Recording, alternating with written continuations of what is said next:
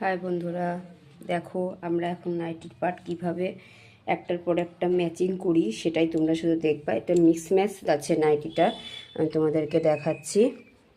এটা হচ্ছে সামনের পোর্শন। তোমাদের যখন তৈরি করব আমরা আগে পার্ট পার্ট করে ভাগ করে নিই, কিভাবে এরকম সব থাকে আমি সব পার্ট পার্ট করে ভাগ করে নিয়ে তারপরে তৈরি করি।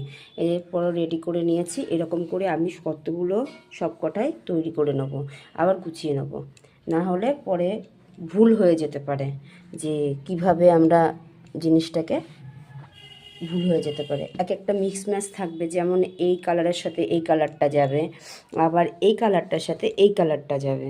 তার জন্য আমাদেরকে আগে ঠিক করে ম্যানেজ করে নিতে হয়, যেন কোন পার্টটা যেন কোনো দিকে কোনো পটির কাপড় যেন কোনো দিকে ভুল না হয়ে যায়।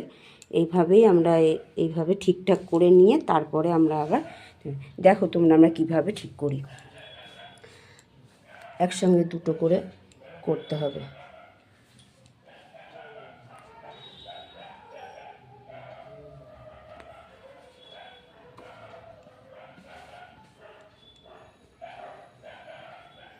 এটা যেমন যাবে ফিতে, এটা হবে নাইটির ফিতে। এই কালারটা কোনো সময় আলাদা কালার মিক্স দেয় না, তার জন্য যেটা যা কালার সেটা সেইভাবেই হবে, সেটা সেইভাবেই যাবে। এটা হচ্ছে বোতাম পটির কাপড়।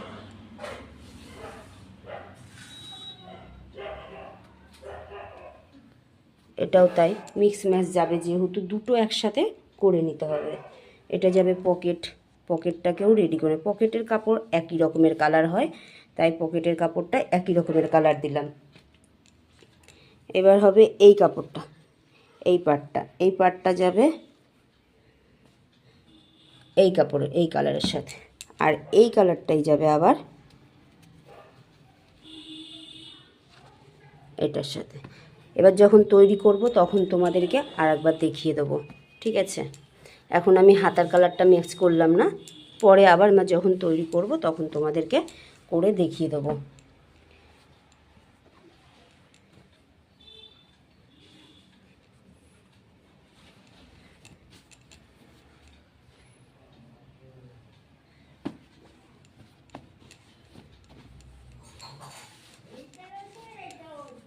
এটা তৈরি করে এটা গুছিয়ে নেওয়ার এটাই একটাই কারণ, যে পরে যেন ভুল না হয়ে যায়, তার জন্য এটা আমি আগের থেকে গুছিয়ে নিই।